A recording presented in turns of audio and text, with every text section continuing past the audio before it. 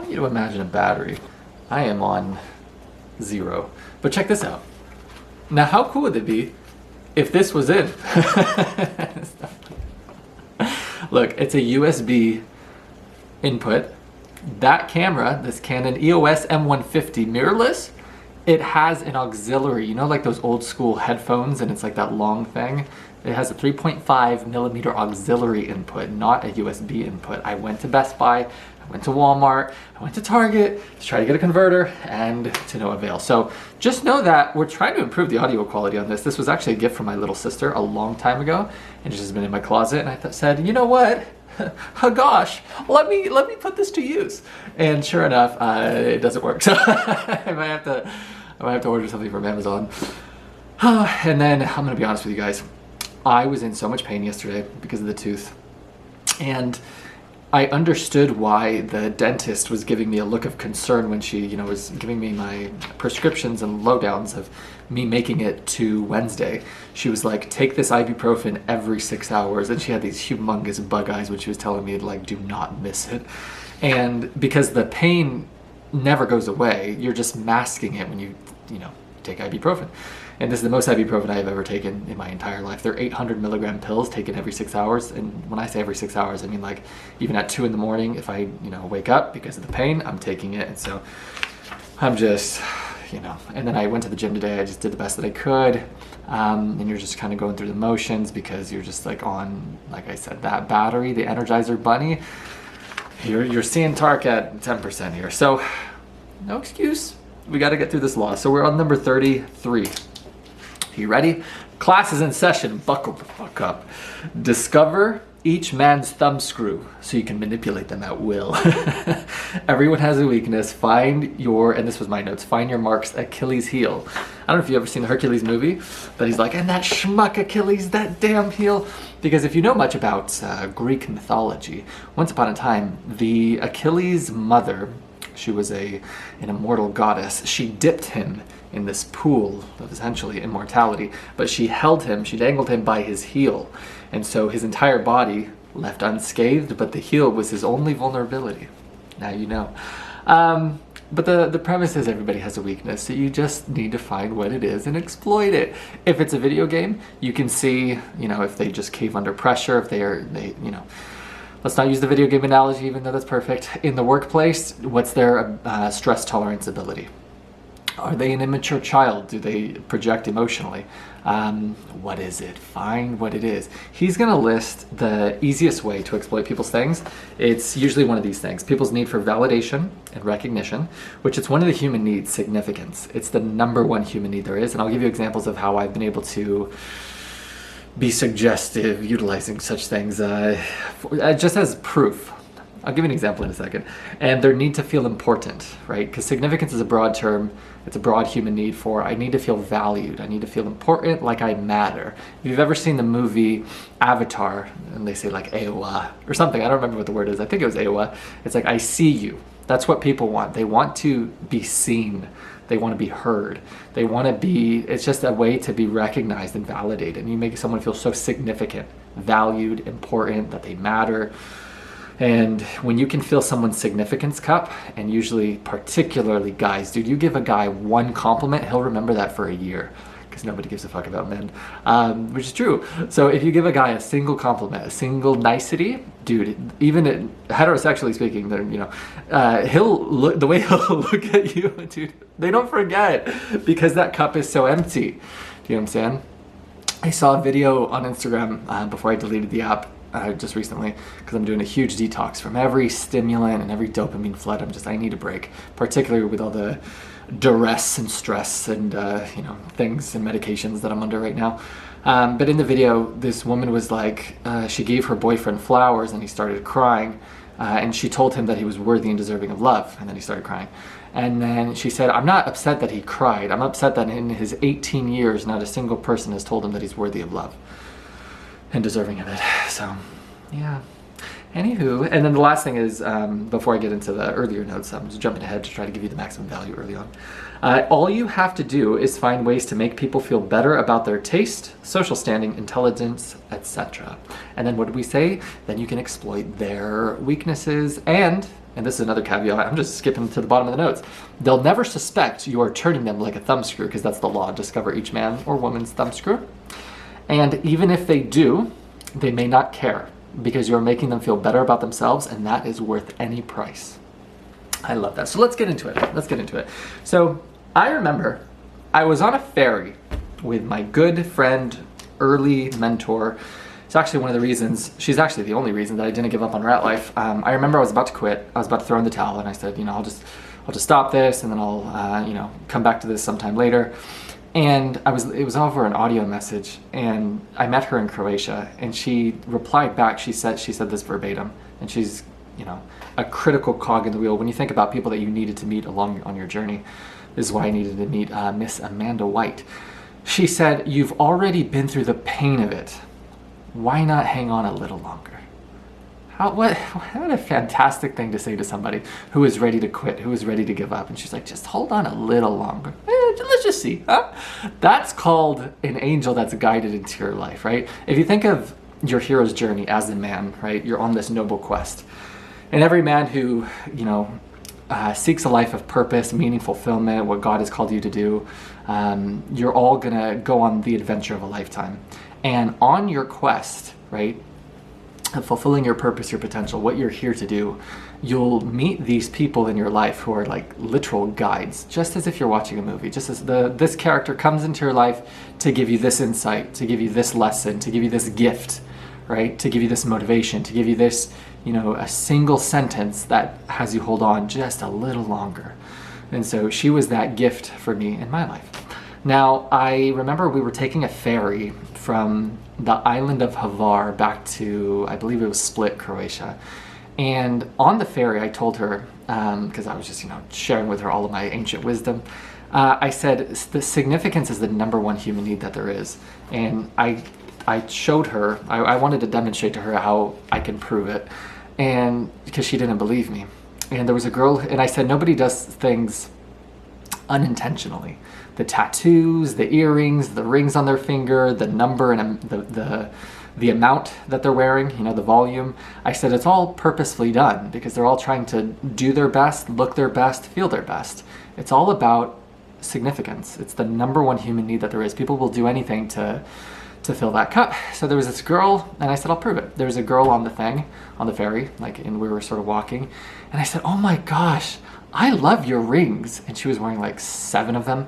And she was like, oh my gosh, thank you. And I said, yeah, that one is it's so beautiful. I love, and then the way that you heighten the laudation, the praise, is through specificity, specific praise and recognition. That is how you bypass flattery. And that's how you make someone feel very seen. So then I was describing the intricate details of the piece. And that's how you make someone feel recognized, because people, like I said, they don't do something on accident. So they'll buy this because of this detail and this emerald and this color and this, contrast and whatever the fuck. And so as I was telling it, to this girl and making her feel like $1 million, I was looking at Amanda, the woman who I was with, and she was just like, you son of a bitch, because she knew. But it was a perfect example. It was a perfect example of discover each man or woman's thumbscrew, people's need for validation and recognition, their need to feel important, valued, like I matter, like I'm doing a great job. You make someone feel smart. You make someone feel, like they say, tasteful, like they have great taste. And it's so easy. It's so easy to do. But it's also so easy just to pay credit where it's due. I don't do it. I was doing it there as an example, just to show her that it's the number one human need that there is. But anytime I give praise and recognition to other people, it's not out of bullshit. I align as a man with the identity that when I see something that I like or love, I tell them. I don't keep that to myself, because something like a little compliment or a little uplift, dude, that could make someone's fucking day, their week, depending on who they are. If no one ever talks to them, no one ever pays them the time of day, that can make their whole fucking month, And so it takes nothing, and I'm going like this because my teeth really hurt. It takes nothing to fill someone's cup and make someone feel special for a moment. And so I love color. So whenever I see like a woman with colored hair, I always tell them, I love your hair. And it always makes them light up because, like I said, people don't do things unintentionally.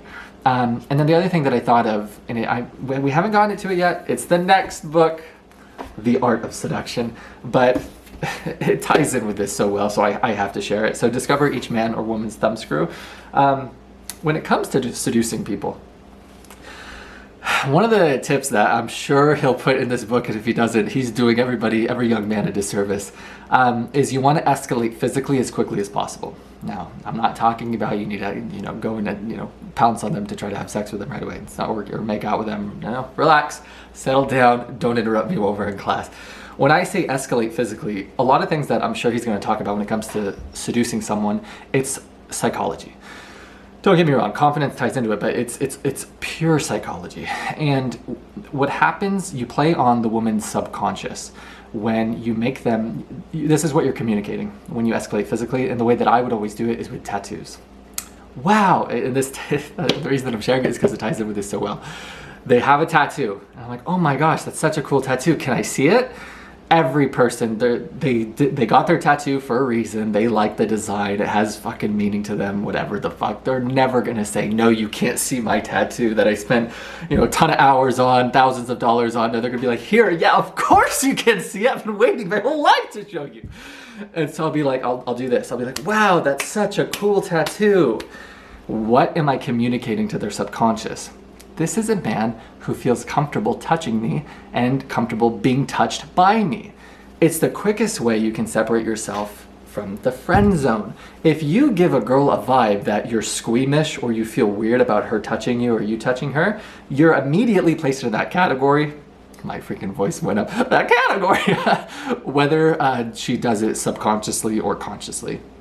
And so the easiest way to sort of distinguish yourself by making your intentions clear with your mark, with your target, with your prey, the woman who you're trying to enchant, charm, and seduce, my young man, is by escalating physically in that exact manner. And so what you'll find is not only do you enchant them and dazzle them, and then communicate that I'm making my intentions clear that I'm not interested in you as a common friend.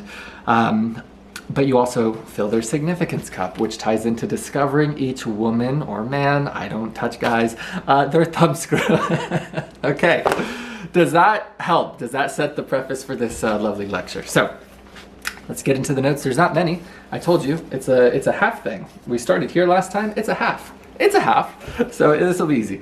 Everyone has a weakness, find your marks, Achilles heel. We said that. A clever trick is to appear to open up to the person, to share a secret with them, seem to come from the heart. You'll receive a genuine, revealing response in turn. So I wrote that because it's actually, we learned this in the book, How to Win Friends and Influence People by Dale Carnegie. Such an easy way to build rapport when it comes to sales, or for me, when it would come to coaching people out of abusive relationships or what have you, is by me opening up and demonstrating vulnerability. You'll find that people trust people who you afford trust to.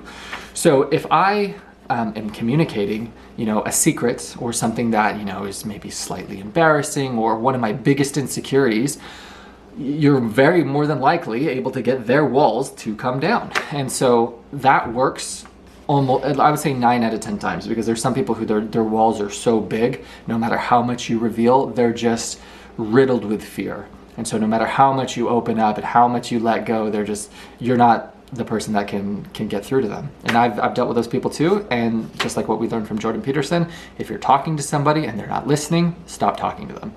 And that's a lesson that I had to learn, because anytime I would meet someone, I would ask myself, I'm Mr. Solution. I know I could help you. I've helped countless people that are going through the exact same thing you're going through, or have endured the same thing that you are enduring. I've done this a million times. You're no special or unique or different. People think their problems are unique. They're not, which is one of life's greatest ironies is in the thousands and thousands, and maybe not thousands of generations, but hundreds of generations, for over thousands of years and millennia, people think that they're the first person to go through this hardship or this betrayal or this heartbreak or this atrocity. And it's like, buddy, there's only a finite amount of things. And it's typically the same shit. It's typically for guys, it's, oh no, this girl cheated on me, or she, dumped me, or whatever, or they're not happy with their physique, or they're not happy with their finances. It's the same shit. Or with a lot of the times with women, they're in a relationship where they're being manipulated in some way, whether they're physically abused, sexually abused, verbally abused, or emotionally abused and manipulated. It's the same. There's a quote from Bowling for Soup: same song, different chorus. It's the exact same shit. Same story, different face, different name. And then one thing I wanted to put in here on a serious note is I wrote Charlotte. So it was just a name. It was just a name from the law, and I said, well, what a beautiful name. I might name my daughter that. Let me know what you guys think in the comments below. I shared it with my brother. I saw there was a meme of like what it's going to be like when these Gen fucking Z and Gen X people, grow up and they're your new doctors. And the meme was like, it's a doctor with an AirPod in. Hey, what do you think, chat? Should I give him the meds? Can you fucking imagine? Oh my God, just put me in the ground.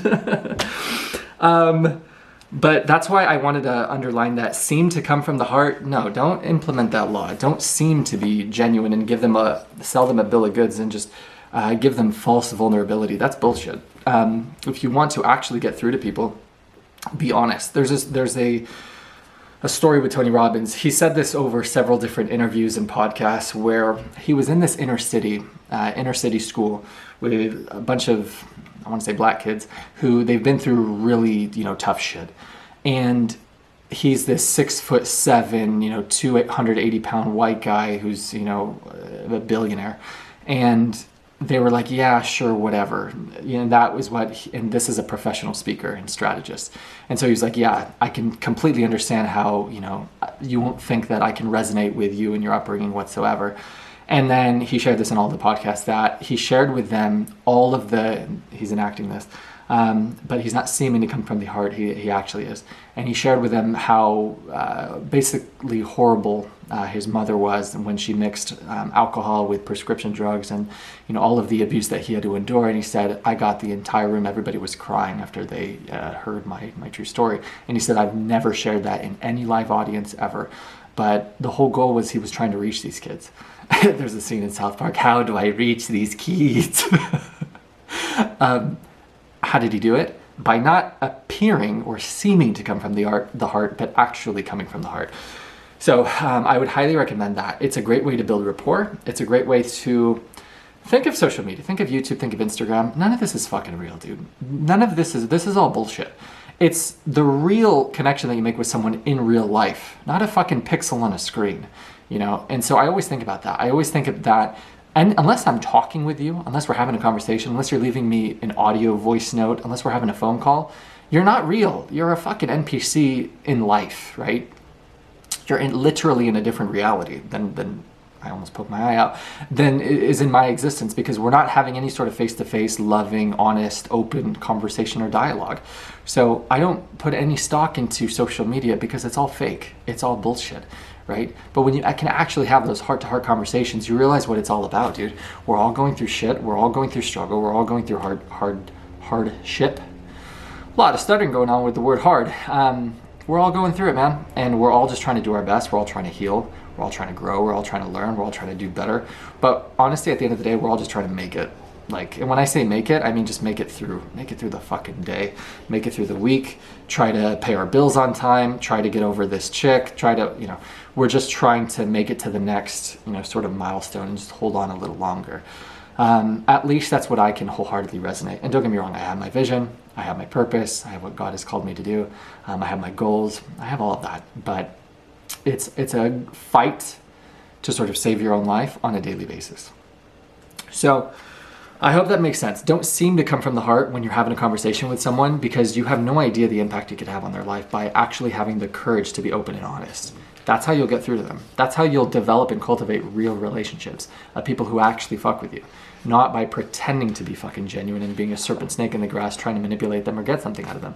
People, that is probably the most refined sense people have with them. And while this is true, like if you get someone who's really insecure, really no one talks to them, no friends, no horrible self-image, no self-esteem, then this is very, can be substantiated. They'll never suspect you are turning them like a thumb screw. And if they do, they may not care because you are making them feel better about themselves, and that is worth any price. Yeah, but the vast majority of people who have any shred of self-respect or dignity or self-image, they'll be able to see right fucking through you. And then your name will be synonymous with a snake oil salesman, with a fucking snake in the grass. And I never want to be associated with that. I don't want my name, Tarek Hauk, synonymous with a snake or with serpentry. Like, I would rather be disliked for being candid, for being honest, for giving you a gift of candor, of transparency, because I actually love you and I'm actually choosing not to do you a fucking disservice by being dishonest with you, to play you, to get something out of you. And I would rather lose you as a romantic interest, as a friend, by giving you a gift, right, of love, of truth, than manipulate you just to elicit something from you and then to not have any sort of actual, real, tangible relationship with you. There's no foundation because there's no trust, right? So, but what do I say in this university? To each their own, right? You can do whatever you want to do, man. You can live your life where not a single person actually cares about you because you're a snake, and not a single person gives a fuck about you when hard times are tough, and not a single person is going to show up to your grave, man. Not going to give a speech, not going to pay you a fucking thought because you never bothered to open up, to give a shit about somebody else, to truly try to be seen by others, but more importantly, see other people, man. And then encourage them, and then uplift them, and then help them, right? To plant trees under whose shade you'll never sit, to water the people who are in your circle of influence, who you have the power to impact, to reach, right? To their lives to make better. So, but that's just Tarek. That's just me. To continue. And in the end, picked his bones clean. You don't want to be that guy. There was a great story of a lion and a wolf, or a fox, and the fox like tricked the lion into this, like, imagine, a cliff and a cliff. He's like, you could totally clear that. And so he was just, buttering him up, and then sure enough, he could not clear that, and then he freaking perished at the bottom. And then the fox, carefully went down, and then, over time, he literally ate the lion. Yeah, he ate him. So I wrote that, and in the end, picked his bones clean, right? You don't want to be that guy. You don't want to be that vulture, which is what that fox essentially was, luring people or just waiting for people to fall and to their demise just so you can reap, the scraps. Don't be a vulture, weasel, rat, snake, serpent, huh? Be the lion. But not the lion who's gullible and then dies like that, like an idiot. Okay. Just have a genuine heart. It's a very simple lecture. Discover your enemy's weakness and exploit it. Number one strategic move. So yes, obviously, if you're trying to, I'll give you a good example. When it comes to you, I learned this in this entrepreneurial boot camp that I went to, that the best way to, it's also literally mapped out in this book, How to Win Friends and Influence People.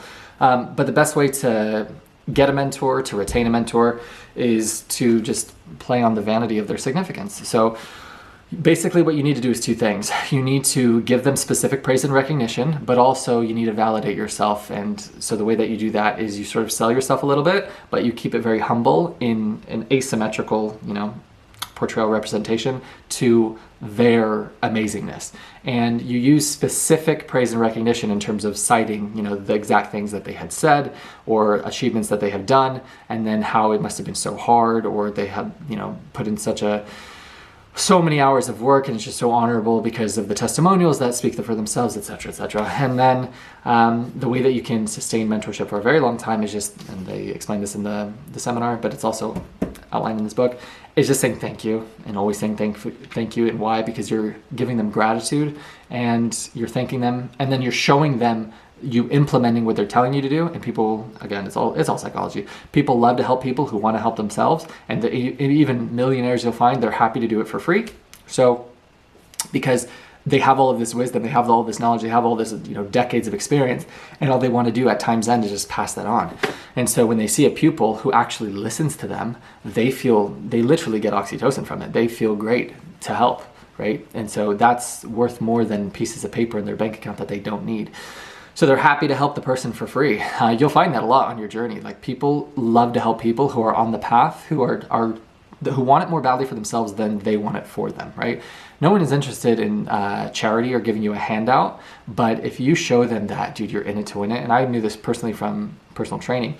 Like, when someone would come to me in tears because they literally just didn't have the knowledge to have them equipped to do a transformation, it's just like, I knew that I could give them that one key that would turn and transform their entire life in and out of the gym, dude, because it all transcends.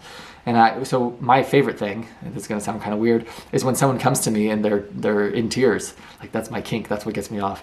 Like, when somebody is just on the verge of breakthrough and all they need is that tiny little piece, and I know I have that wisdom and knowledge and experience and I could give that to them, that's my fucking favorite thing in the world. Why? Because I love courage. And it takes courage to say, I don't have it all together. I don't know. I'm scared. I'm afraid I'm going to fail. I need help. It takes courage to admit, right, that you can't do it alone.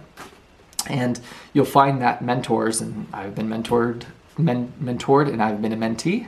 I've mentored people and have been a mentee of mentors.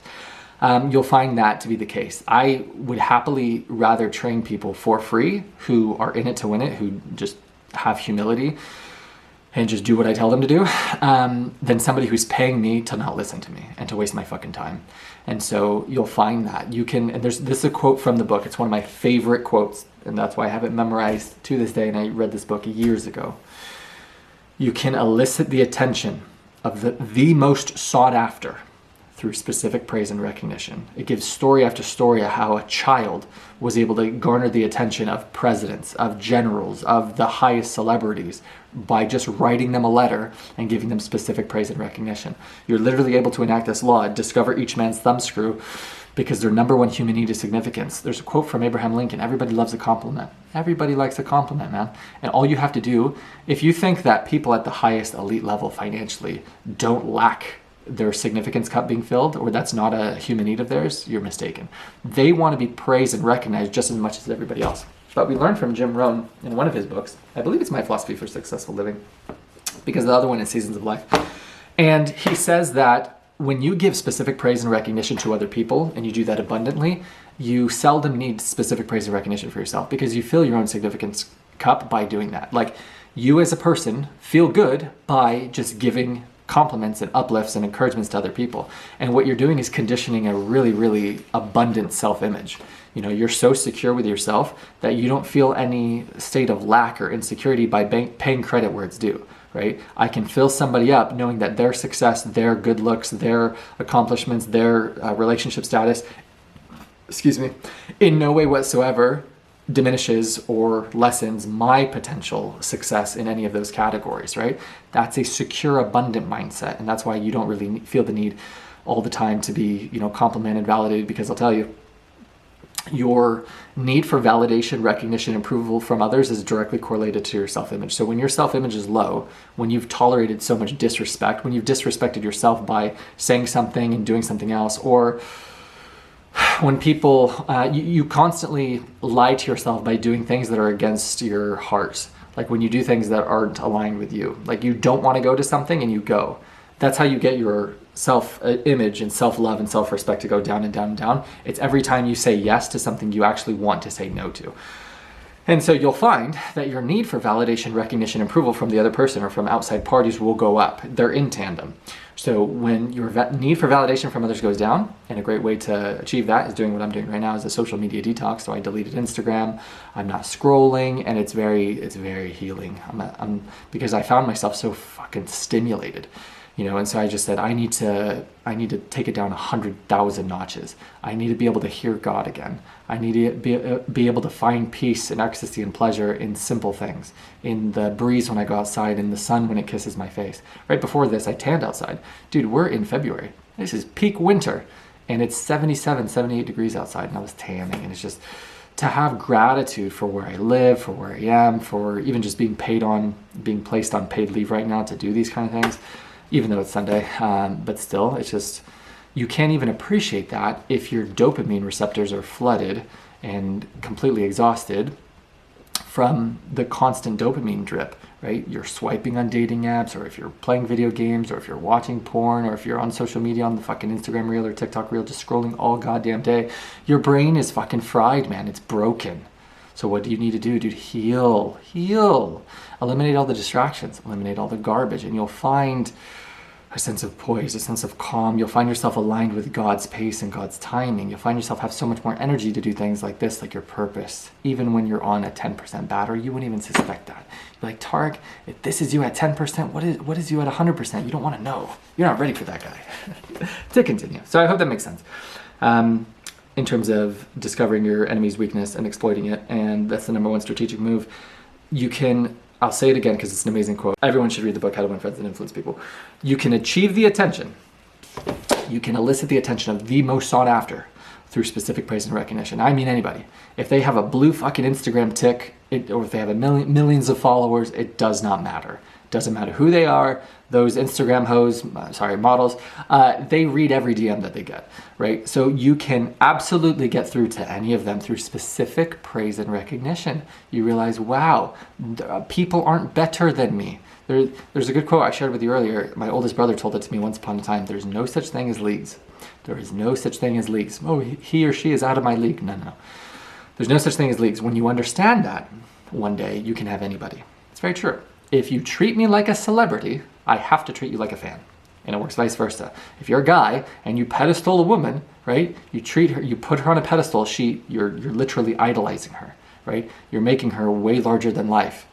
There's a good quote from Andrew Tate. It's kind of crude, but dude, they take a shit in the morning just like anybody else. They're just a fucking person. Bring them the fuck down to earth. Humble them where they fucking belong. Speak to them like an equal, right? Don't idolize them, because what's going to happen? They will treat you like a fan because you've made them a celebrity idol. Don't do that. How are you going to do that? By remembering your value, right? Once you remember your value, you'll be embarrassed at the shit you once settled for. So when you're double texting, triple texting, you're responding to them even after they've left you unseen, kick him to the fucking curb, buddy, and find yourself again. Find your confidence again. Move the fuck on. And then set the precedent of who has access to you. These are all great ways to not tolerate disrespect, and therefore you'll elicit the respect from other people, right? It's just by you setting the precedent, setting the standard, right? Not being someone that offers yourself as a thumbscrew for other people to what? Exploit at will. All right. To finish, because I already put Charlotte, and I already said I might name one of my daughters that. It's a beautiful name. The chink in the armor. That was it. So that's all you gotta do. You find the chink in the armor, but let's reverse this law, right? You're not trying to look for it to exploit them. This applies for sales, right? So what you do, you'll learn this in a sales technique, but I could just share it with you, that you want to press a pain threshold. You need to push a pain button if they're not malleable to suggestion.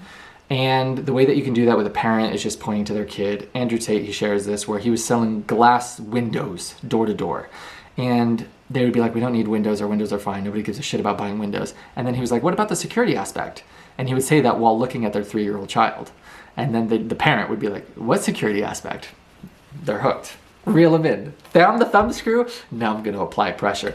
So that's something that you can do in sales, right? Is playing on people's fears, people's insecurities. But and they do this when they frame, when you're prospecting, where, okay, do you lack discipline? Do you lack accountability? So you literally address their pain problem or their problem, and then you offer them the solution. And that's what you'll learn in sales, that find what people's problem is and then be the solution. That's basic sales etiquette 101. So if you want, this is a quote from Alex Hormozy, if you want to sell things, sell what people want to buy. You know what I'm saying? So that's exactly one way that you can enact the law, but this is what I would say in terms of the law reversal. Why not, when you're trying to look for people's weaknesses, to be the kind of person that could turn those into strengths by breathing confidence and belief into them? That's exactly what love is. We learned that from Jordan Peterson. When you love someone, when you impart love, when you choose to view other people through the lens of love, you're choosing to see the potential of who that man or woman can become, the potential that they have to become. I worded that correctly, even though I'm on 10,000 milligrams of ibuprofen. That's exactly what love is, and it's a beautiful thing, especially when you're in love with someone, and I could attest to this personally. The woman who was in love with I was able to see the potential of who that woman, the potential of who she could become. And so when you get to see that image, that vision, then all you get to do, it's quite a privilege, is you get to breathe confidence and belief within that person of the woman that they can become. And if the person is in a place to trust you, to open, have the courage to let go, then even if they don't believe in themselves that that's possible, but you sell them on the conviction, certainty, within your speech, they believe in you, then they'll work harder to realize it. It's the equivalent of a coach and an athlete. When a coach breathes confidence and belief into the teammates that he loves, into his athletes, they'll work harder to not let the coach down. They don't win the championship for themselves. They win it because the coach has given them the gift of belief. And so we're going to work our ass off to not let him down for affording us such a gift. It's the same thing. So I'd encourage you, as a part of Rat Life, as a part of, you want to be affiliated in Tarek Houck's garden, to be one of those men, to be one of those women, right? Who looks to better people's lives, not to exploit fucking weaknesses. And what you'll find is if you can create a garden, absent condemnation or judgment or any criticism, you'll find people very open and vulnerable, very open and willing to be vulnerable, very open and willing to let go, to be open and honest from your honesty and from your aura of non-judgment, of non-condemnation, right? But if people come into your garden and they know they're going to be fucking reprimanded, why the hell would they be comfortable or confident to open up to you in the slightest, right? When you give them the snake oil pitch, it's just you're screaming that I should never trust you. I should stay 1,000 miles away from you. I should keep my guard up at all times when I'm in your vicinity. But if you can give people the message, if you can communicate that, literally Gandalf, Bilbo Baggins, I'm not trying to rob you. I'm trying to help you. If you can make a woman feel that way, I'm talking relationally standing. So if you're a guy or girl, if you can make your person feel that way, you'll find they're very receptive to be open and to be honest with you. And that's how you can water each other, dude. And that's what it's all about. Watering each other, dude, not fucking tearing each other down. So that's the end of the law. I will see you guys hopefully when I'm feeling better. But dude, I'm gonna be honest. The thought that I had was I have no idea how I'm gonna make it to Wednesday, because that's when my procedure is, when they're gonna do 2 teeth extractions. So that's gonna be fun and dandy. So I'll be Toothless Joe. So I'll. But until then, we're still fucking doing it. We're still doing the best that we can. And with that is Rat Life, Tarek Houck's Rat Life University. Anyone can escape. It starts with belief and the courage to pursue. This is Rat Life, and we are all gonna make it. See you guys next time.